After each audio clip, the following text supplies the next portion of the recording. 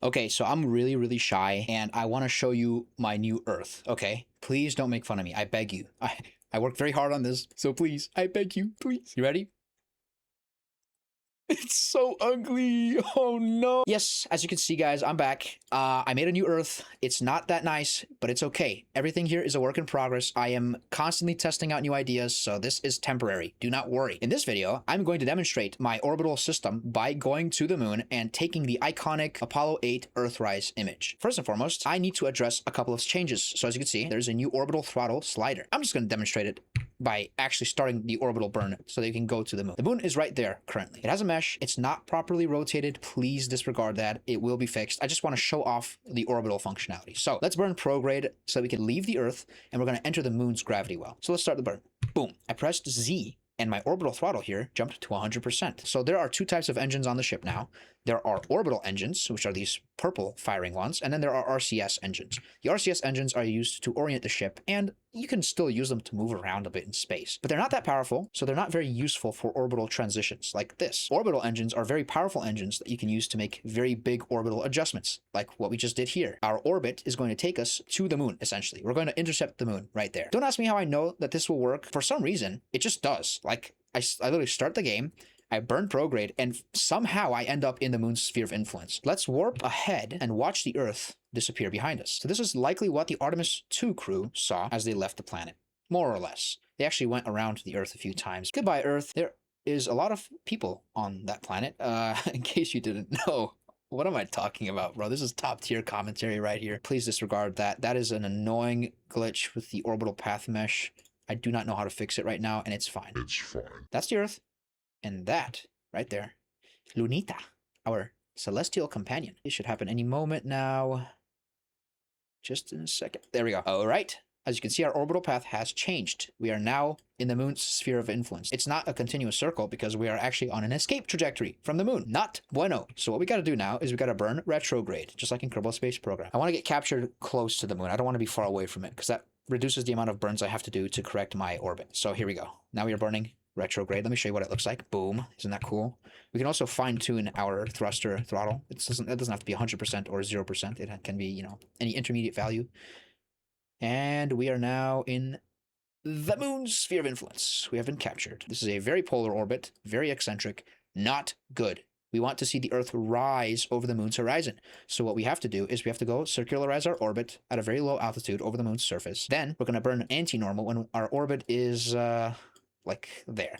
You'll see. Yeah, look at that. Our celestial companion. Isn't she beautiful? Big ol' rock. It's a big rock. So here we are. We are at the moon. The astute among you might have noticed that the Earth-facing side of the moon is not facing the Earth, which is over there. You should not be able to see this right now. This is fine. It's temporary. So please don't, you know, flame me over it. I will fix it. I promise you. Let's warp ahead to our periapsis. Our periapsis is right there. Look at that, bro. This is the coolest thing ever. I mean, I don't know if you guys find this cool, but seeing the moon and then the Earth in the background, just like that, it's just so beautiful. And mind you, we can go to any planet in the solar system now. We can go to Venus, Jupiter, Mars, Saturn, like we can go anywhere. Our orbit is now very low. Let's do it a little. Okay, that's, whoa. That is way too far. We are now going to smack into the moon's surface. That's fine. Okay, let's warp ahead. Now let's burn retrograde yet again to circularize our orbit very close to the moon's surface. Also, I have to update this grid so that it doesn't constantly move with your absolute position in the world. This grid is centered at the sun right now, but I actually want it to be centered on the Earth. I'm going to make it so that it changes its origin dynamically. All right. We are actually going to crash into the moon. Let's burn radial out. Nope. Okay, radial in it is. Okay, good. Perfect. Guys, we got a perfect circularized orbit. Now, what I want to do is I want to go to roughly this position right there and burn anti-normal. That's normal. We don't want to burn... Do we want to burn normal? I guess we're burning normal. It's fine. What we're doing right now is we're basically hammering our orbit down, basically just flattening it so that it's in line with the moon's orbit around the Earth. This is going to allow us to get that nice Earthrise. Okay, perfect. It's a little tilted still because the moon's orbit on the Earth is a little tilted, as you can see. Now we're set. Well, we should be able to see the Earth here. Whoa. The Earth should be...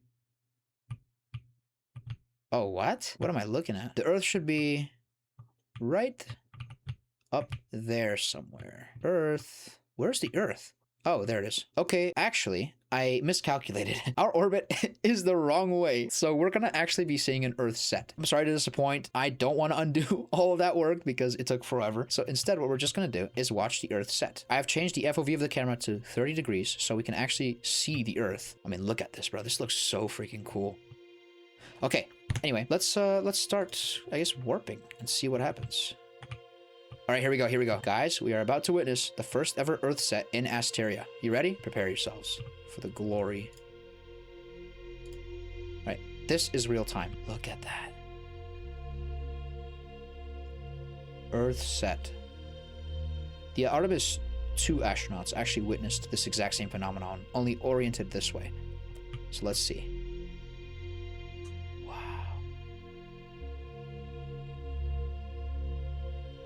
Dang, dude. This feels momentous. I don't know why. This feels so glorious for some reason. And that's it. The last pixel has disappeared behind the moon. I've set the FOV back to 75. So guys, that was it. We witnessed the first ever Earthset in Asteria. Now let's try to get back to the Earth. The moon is going counterclockwise, and our orbit is also counterclockwise. So I have to actually warp to that side of the moon right there. Yeah, that's fine. Now we should burn prograde. God, I really hope this works. Here we go, here we go, here we go, here we go. Moment of truth, moment of truth. I feel like I made a mistake. This might be... Okay, yeah, I did make a mistake. We can fix this. Let's warp ahead to our apoapsis. Now we burn retrograde to lower our orbit around the Earth. Okay, that's a glitch. Oh, we almost got captured by the moon again. Well, we are at the Earth right now. We're at our periapsis around the Earth. Now we burn retrograde to lower our orbit. You know what this Earth model reminds me of? It reminds me of those old bouncy balls you used to get from those coin machines. That you would stick a quarter in them, turn a latch, and then out would pop a little bouncy ball. All right, now we don't want to warp too hard. Okay, now burn retrograde. And we did it. Guys, we have successfully gone from the Earth to the moon and back. And yeah, that's basically it for this video. I haven't had much time to work recently because I've had some things to take care of, but I will be focusing 100% on this game for the next few weeks. I do plan to release it in alpha testing very soon, within like a couple of weeks actually. I made a Discord server so that you guys can stay updated on the progress and submit any feedback and, you know, suggestions, and we can do polls and all sorts of cool stuff. We can talk about cool space things, and I'm always open to learning more about orbital physics and shaders and all this kind of stuff because I am not a professional. I'm not an expert at this. I just do it for fun. So, you know, I'm always open to learning. So yeah, join the Discord if you're interested in this. It's nothing crazy, you know, just low stakes. You can just see what's up, hang out, have a good time. That's basically it for this video. I don't really have much else to show off. Subscribe, like, do everything you need to do to boost the algorithm. And we will get there. We will have a very cool game on our hands. But until next time, that's basically it, guys. So have a good one and peace out.